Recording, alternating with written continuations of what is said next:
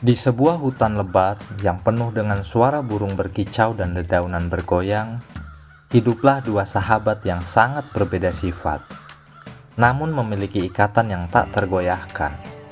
Mereka adalah Raka, seekor rubah yang cerdik dan tenang, serta Mono, seekor monyet yang lincah dan penuh semangat. Setiap pagi, mereka berpetualang bersama, menjelajahi hutan dan saling berbagi cerita. Suatu hari, Raka dan Mono sedang berjalan-jalan di tepi sungai, yang mana sungai yang airnya mengalir deras. Matahari bersinar cerah, dan angin sepoi-sepoi membuat dedaunan bergemerisik di tengah perjalanan.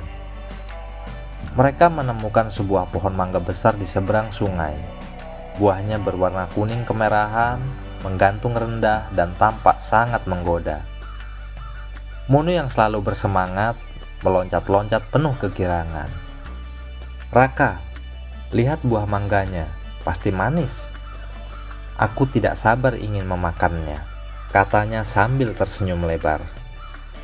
Raka yang lebih tenang mengamati sungai itu, kemudian berkata, "Mangga-mangga itu memang menggoda, tetapi sungai ini terlalu deras. Jika kita tidak hati-hati, kita bisa terbawa arus," kata Raka dengan nada penuh kewaspadaan. Mono langsung merenung, ia tidak bisa berenang dan sungai itu terlalu berbahaya untuk dilintasi. "Lalu, bagaimana kita bisa menyeberang?" tanyanya dengan sedikit cemas. Raka tersenyum, matanya memandang sekeliling. "Jangan khawatir, Mono, aku punya ide." Setelah berjalan-jalan di sekitar tepian sungai, Raka melihat batang pohon besar yang tumbang di dekat sana. Dengan cepat ia mengajak Mono untuk mendorong batang pohon itu agar melintang di tengah sungai, menjadikannya sebagai jembatan yang sederhana. Meski butuh waktu dan usaha, akhirnya mereka berhasil menempatkan batang pohon itu di atas sungai. Mono melompat-lompat kegirangan. "Kau memang rubah yang pintar, Raka. Sekarang kita bisa menyeberang." Dengan hati-hati, mereka berdua melintasi batang pohon itu. Mono yang lincah bergerak cepat, sementara Raka berjalan lebih lambat, sambil menjaga keseimbangannya. Setelah berhasil mencapai sisi lain, Mono segera memanjat pohon mangga dan memetik beberapa buah yang matang. Ia melemparkan beberapa mangga ke bawah untuk Raka. "Kau memang jago memanjat, Mono. Mangga ini sangat manis," puji Raka sambil menggigit salah satu buah mangga yang segar.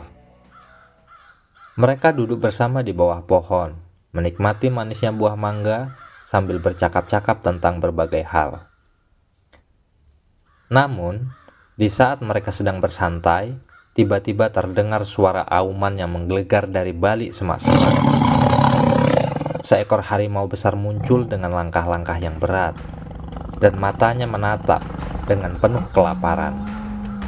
Mono yang ketakutan langsung memanjat pohon dengan cepat. Namun Raka tidak bisa memanjat seperti Mono, dan ia harus memikirkan cara lain untuk menyelamatkan dirinya. Harimau itu semakin mendekat, dan Raka tahu ia harus bertindak cepat. Mono berteriak dari atas pohon, "Raka, apa yang harus kita lakukan? Harimau itu sangat besar." Raka tetap tenang. Meski dalam hati ia juga merasa khawatir, kemudian ia ingat cerita dari kakeknya tentang bagaimana hewan-hewan besar seperti harimau tidak tertarik pada bangkai. Dengan sigap, Raka menjatuhkan dirinya ke tanah dan berpura-pura mati. Harimau itu berjalan mendekat, mencium tubuh Raka dengan teliti. Mono yang melihatnya dari atas pohon gemetar ketakutan. Ia mengira sahabatnya dalam bahaya besar. Namun, yang terjadi justru sebaliknya. Harimau itu merasa bahwa Raka sudah mati, tidak tertarik untuk memakannya. Ia pun berbalik dan pergi menghilang di balik pepohonan.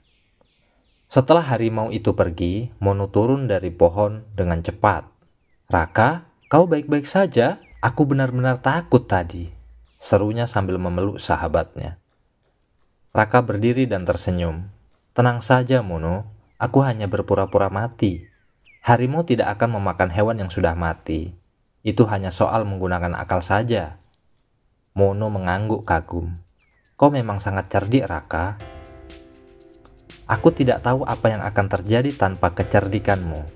Tapi, bagaimana kalau harimau itu tidak mau pergi? Raka menggelengkan kepalanya. Kecerdikan memang penting, tapi keberuntungan juga ada di pihak kita hari ini. Setiap situasi butuh pendekatan yang berbeda.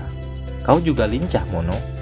Tanpa kemampuanmu memanjat pohon, mungkin aku akan kesulitan tadi. Sejak kejadian itu, Raka dan Mono semakin menyadari betapa pentingnya persahabatan mereka. Meski mereka berbeda, mereka selalu saling melengkapi. Raka dengan kecerdikannya dan Mono dengan kelincahannya membuat mereka tak terpisahkan. Mereka terus berpetualang bersama di hutan, mengatasi setiap tantangan dengan kerjasama dan saling pengertian. Mereka terus berpetualangan bersama di hutan, mengatasi setiap tantangan dan kerjasama dan saling pengertian. Di hutan itu, cerita tentang persahabatan Raka dan Mono tersebar luas. Semua hewan di hutan menghormati persahabatan mereka yang luar biasa. Mereka belajar bahwa perbedaan bukanlah halangan, melainkan kekuatan yang bisa membuat persahabatan menjadi lebih bermakna.